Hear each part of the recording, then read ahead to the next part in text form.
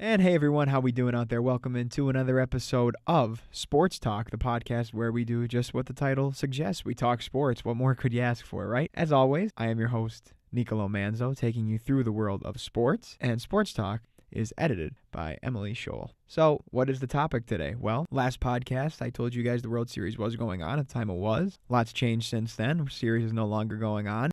We have a champion, and I told you guys I would recap it for you, and I'm a man of my word. So that's exactly what I'm going to do today. We're going to discuss the World Series between the Red Sox and the Dodgers. I'll take you through a sort of a game-by-game recap of things, give you my take on some of the storylines that came out of the series, either during it or after it, my take on some things that are happening after the series, some big-picture takeaways from the season, maybe looking forward a little bit, and then a little bit of a controversial take on something that the Red Sox are doing that maybe it'll anger some people, but hey, this is about having a conversation, so maybe we'll have one. Hopefully we will. All right. So, World Series this year pitted two historic franchises against one another. It was the Boston Red Sox of the American League against the Los Angeles Dodgers in the National League. Now, obviously, the series is a big one just because the teams in it. Dodgers, Red Sox, LA, Boston, two big markets, two historic franchises who both have passionate fan bases and who are both high up on the payroll, so there's pressure that goes along with winning. Also, what made it historic was this was the first meeting in a long time between these two franchises, and just to give you an idea of how long it actually was, the last time they met, the first meeting in the World Series, I should say, in a long time. The last time they met in the World Series, the Dodgers were the Brooklyn Dodgers, so it's been a little while. So this was a rematch, a long time coming for these two teams. So before the series, I could preview it for you a little bit. The Red Sox honestly made it look easy getting to the World Series. They beat two 100-win teams in the Yankees and the Astros. The Yankees they took care of in 4 games, 3-1 in the best-of-5 division series. And then in the championship series, 4-1 over the Astros. And I don't think anybody really saw that coming. 4-1, as dominant as the Red Sox were all season. 4-1 over a team of the Astros caliber really just goes to show you what kind of a team you were dealing with this year. Okay, then, over in the National League, the Dodgers may have taken more games to get there, but I think that the consensus was for most people that getting out of the National League was going to be, a little bit easier than getting out of the American League because there were the 300-win teams in the league. But nonetheless, the Dodgers prevailed in 4 games over the Braves, so they made it look easy there. And then in 7 games over the Brewers gave the Dodgers a challenge, but Dodgers prevailed, setting up this titanic matchup of two of the bigger franchises in baseball. Now, prior to the series, if you asked me, because both teams had their pressure, the Red Sox, with the 108-win season, there's obviously a pressure to finish off the job and deliver a World Series championship. And Boston has been successful lately, too, so that just adds to the pressure as their fans come to expect nothing less than success. But the Dodgers, I would definitely argue, had more pressure in this series coming into it because the Dodgers are a team that they spend a lot of money every year. They were the highest payroll in baseball for a while. And also every year they're right there. They're right on the cusp, right on the precipice, but they just can't make that leap to the World Series championship. And it's got to be frustrating for a fan base because, you'd almost rather not be in contention than be second every year. It's kind of brutal that they're in so many championship series. They're in so many World Series, and they just can't, or they're on the brink of so many World Series, they just can't quite find the formula to put it together, and now we know that didn't change again this year. So the Red Sox did end up winning the series 4-1, as many of you do know, so just a totally dominant showing from them. So I'll take you through a game-by-game recap here of the series. So Game 1 in Boston, as Boston had the better record of the two teams, had the best record in baseball this year, 108 wins. That's a big number for any season. So the Red Sox took Game 1 8-4. Now, this matchup was Sale, Boston's ace, against Kershaw, the Dodgers ace. You talk about another guy with a lot of pressure on him, Clayton Kershaw. And I'll tell you what, I don't think he did himself any favors again, and we'll get into that a little bit later about Kershaw, but some storylines starting to develop there, definitely. The Red Sox got to Kershaw early. They put 2 runs on him in the first inning. So from there on out, this really was the Red Sox game. The Dodgers got 1 back in the second, and they traded runs in the third, so 3-1, or 3-2 at that point, I'm sorry. Then, again, after 5 innings, 5-3 Red Sox. Then the Red Sox tacked on 3 in the 7th, only 1 from the Dodgers to make it 8-4. So that game, you kind of really did feel as though the Red Sox were in control of that game all the way. I think, you kind of get a little air let out of your tire there, I guess, sort of a little bit in the beginning when you give up those 2 runs off of, Kershaw, who you want to be dominant for you. Going up against Sale, you better not be giving up too many runs because he's not going to give up too many. So not the best start for the Dodgers there, but 8-4 Red Sox game 1. So fast forward, Game 2. Game 2, of course, again in Boston. This time it was a tighter game. The Dodgers showed some fight, but in the end, the Red Sox prevailed 4-2. Now the Red Sox again jumped out early, 1-0. The Dodgers answered with 2 runs of their own, and then 3 runs in the bottom of the 5th was the difference. And J.D. Martinez in that game was the one who broke the tie with the 2-run single. And, Martinez, what more could you say about him? And we're going to touch on the Red Sox situational hitting in a little bit too, as that was a total key for them. Now, Game 3 was the game that everybody talked about, an 18-inning game. There was something going around that this game lasted longer than one of the Yankees' World Series that they played in. The whole World Series, one game lasted longer than an entire series from many years ago. So this game was a very low-scoring affair. It was a pitcher's duel, throughout the contest. You had, Walker Buehler giving an absolutely great performance for the Dodgers. He really couldn't have asked for much more out of him. Porcello was the Red Sox starter. Again, one giving up a run definitely isn't criminal by any means. But the Red Sox did tie the game in the late innings off of Kenley Jansen, so that's no easy task either. But they did tie the game 1-1, and then, we wouldn't have a run for a while after that one. But in the end, after the long, hard-fought battle, the Dodgers did prevail 3-2 off a Max Muncy home run, a dramatic home run. Now, the storyline in this game was that Nate Eovaldi came in and pitched 9 innings on 97 pitches of just really a great baseball, and especially given the situation that he had to come in and expecting to be starting tomorrow. He gave an excellent performance for the Red Sox. And after the teams traded runs in the 13th inning, eventually Muncy in the 18th did end it. But Eovaldi was the big storyline there, and that was a big risk, by Cora. We'll get into the managers later also. I'm trying to get through this recap before we get into the big storylines. But, there was a little bit of a difference in how the games were managed, and Cora was that kind of risk taker. And some people might tell you, that really wasn't a great tactical decision. And really, ultimately, it really ended up not being a great decision for him. He got the end result he wanted in the series. But, to have your pitcher that you're scheduled to pitch tomorrow and you're coming off an 18-inning loss, that backfired on him. I will go as far to say that backfired on him. But nonetheless, great effort from Eovaldi. Dodgers win. So now Game 4 should have been the turning point in the series. The Dodgers were supposed to win this game, everybody. That's what was supposed to happen. But the Red Sox were not going to let it happen. They took advantage of the bullpen. The Dodgers even were leading in the game, but couldn't hold it. The Red Sox got to the bullpen. They came back. Steve Pearce had a big night, and it was just starting to feel like it was meant to be for the Red Sox at this point. They showed more fight than the Dodgers. The Dodger bullpen couldn't get the job done. There was plenty of talk about the pull of Rich Hill in this game on the part of Dave Roberts, the Dodgers manager. But the Red Sox, at this point, after pitching Eduardo Rodriguez, who wasn't supposed to even be pitching that day, all the signs pointed to a Dodger victory. 18-inning loss before. But what could you say? Just at that point, you kind of knew the Red Sox, 3-1, were a team that wasn't going to be beat. And the next night we found out for sure that was the case as they finished off the Dodgers in 5 games behind David Price's start. And then Chris Sale came in to finish off the game for them in fitting fashion, as Chris Sale was the raceman, a big part of why they won the championship.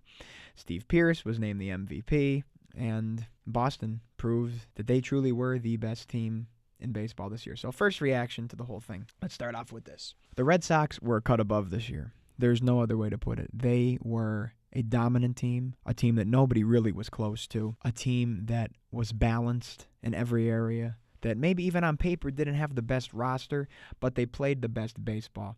The number one thing that they did that other teams couldn't do was they hit situationally. They had the ability to hit for power, but also dial it back when necessary. And that is what won them a championship ultimately, is the ability to hit situationally. It is becoming a lost art in today's game because we have our heads buried in too many books about angles and launch angle and sabermetrics and analytics. The Red Sox played baseball the way it was supposed to be played. They hit situationally, and they proved they truly were a cut above. 119 wins, including the postseason. You have to tip your cap to them. I'll admit I'm a Yankee fan. Obviously, we don't, as Yankee fans, you don't like to see the Red Sox winning a championship, but you have to at least say that they played the game the right way this year and were clearly the clear-cut best team in baseball this year. And in that respect, you need to recognize greatness when you see it. Nobody was close. In an American League that was supposed to be difficult to get out of, they made it look like a cakewalk, beating the Yankees and Astros easily. That, combined with the way they made the Dodgers look in the World Series, just is all proof that they were truly, like I said, a cut above this year.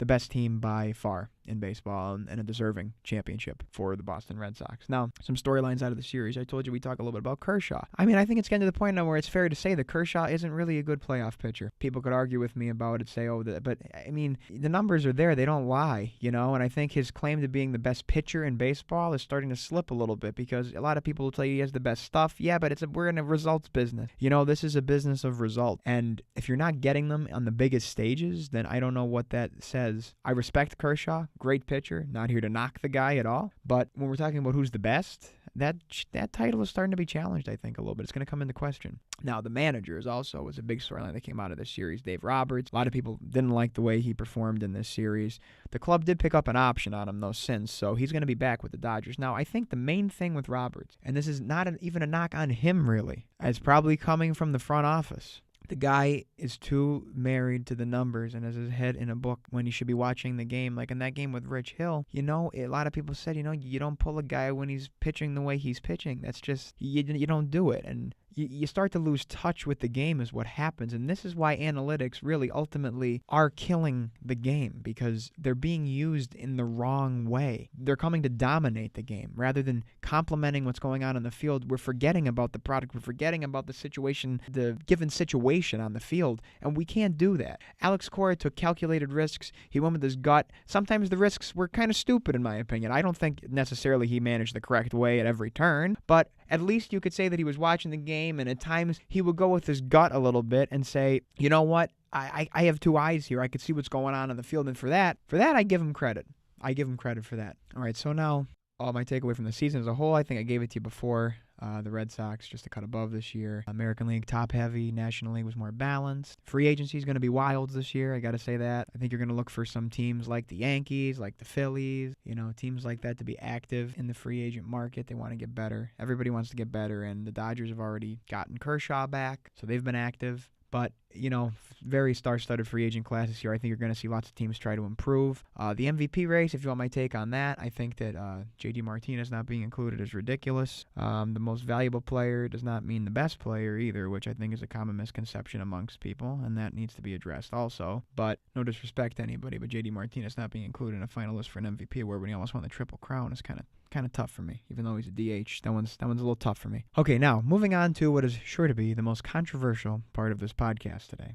So the Red Sox, I just went on for the whole podcast telling you about how great a team they were this year, about how they dominated, they took care of the Yankees, they took care of the Astros, they took care of the Dodgers like it was nothing. They were a team, for the record books this year, a team that had a franchise record in wins, 119 wins, including the postseason. I mean, that's nothing to be scoffed at. That's an incredible season and a World Series championship to boot. I think as a Yankee fan, the Yankees have something to learn from the Red Sox team in this way that they need to learn to hit situationally. They need to learn to play to the situation a little bit more than they have been. The boom or bust attitude.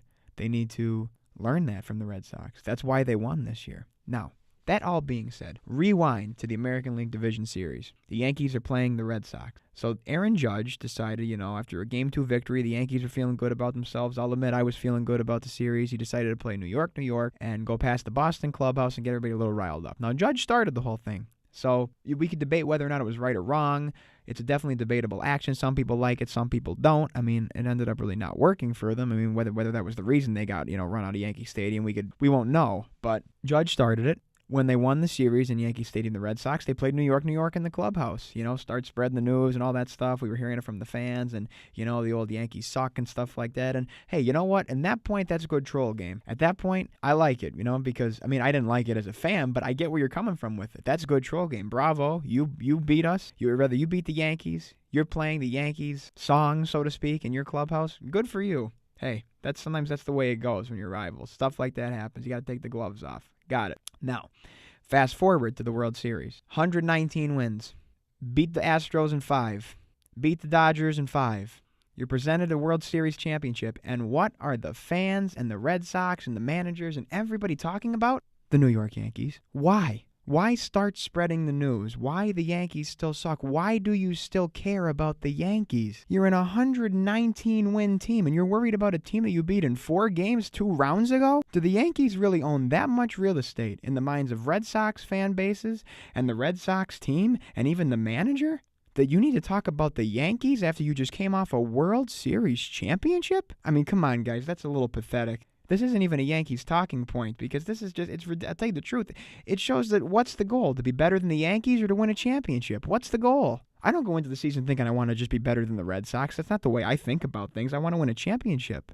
I can't believe that after a World Series championship, you didn't beat the Yankees. You beat the Dodgers. The Yankees should be in the rearview mirror. You beat them in 4 games. I mean, you ran them out of Yankee Stadium. I think it's pretty clear who the better team is. I said they were cut above. I said the Yankees have stuff to learn from them. Why are you worried about the Yankees for? I mean, as a Yankee fan, to tell you the truth, I like it. Because all that means is that even after a World Series championship, 119 wins, all you're thinking about is the Yankees. That's what that means. All you're concerned with is being better than the Yankees. And to me, it shows a little bit of an inferiority complex. I mean, we could say we want about it, but we have to call it what it is. And we could argue about this. You could tell me I'm wrong. And some people I know have taken alternate positions on it. But after the ALDS, let me emphasize this. No problem with the way they handled it. The Yankees deserved it. They had it coming. After the World Series, though, why are you worried about the Yankees? I mean, in a 5-game series, you beat them in 4. 2 games in a row in their home stadium. Everybody knows you're better than them. That's not being talked about. What you do at that point is shut up about it. You just want to talk about the championship you just won.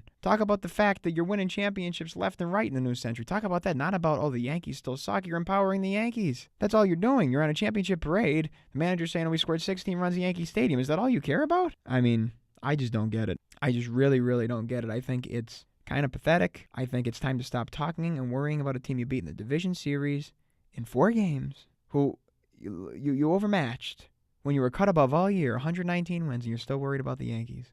That's one I don't get. That's one I just don't get. If there's any Red Sox fans out there that want to talk to me about it and explain why it is that way, other than the Yankees just suck, because it's not a reason, because I know that's maybe what some people might say. I've talked to plenty of Red Sox fans. They're smart people. They're baseball fans. They're willing to talk with you about it. If you're one of those kind of fans and want to talk to me about it, then please, have at it. And the Yankee fans here, if you want to contact me about that too and have an intelligent conversation and not one just about, oh, the Red Sox suck, because it goes both ways, that's fine. I know the rebuttal to this is going to be this. Let me cover this real quick before we go. If the Yankees won the World Series, would they be doing this? Well, let me tell you, I wasn't alive in 1996, or I don't know, when I was a baby in 98, 99, and 2000. And in 2009, I remember I was 12 years old. So the way I remember it was that the Red Sox really weren't a point of conversation in 2009. And I will tell you what, I can only speak from personal experience. If we won a World Series championship, I would not be worried about the Red Sox in the least. I don't concern myself with the Red Sox when my team wins a World Series championship. I don't concern myself in any sport with a rival of my team when we win a championship.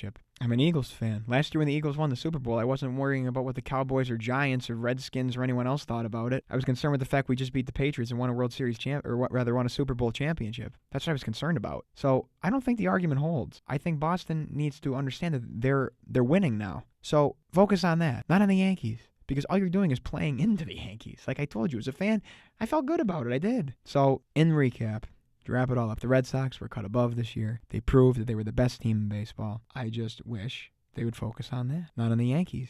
All right, guys. Kudos to the Red Sox on a great season. Whether I like it or not, they were the best team in baseball this year by far. We're looking forward to the offseason. Big free agent moves coming up. It should be an interesting, exciting offseason. Where will Harper go? Where will Machado go? Where will all the big pitching, both starting pitchers and bullpen relievers go? We'll find all that out. And until next time, thanks for listening to Sports Talk. Watch out for the new Woodward podcast, Valid Point. The new episode will be out, or maybe already out by the time this podcast gets up. So keep listening to Sports Talk, Valid Point. Follow the Woodward Twitter. Like us on Facebook. Until next time, I'm Nicolo Manzo.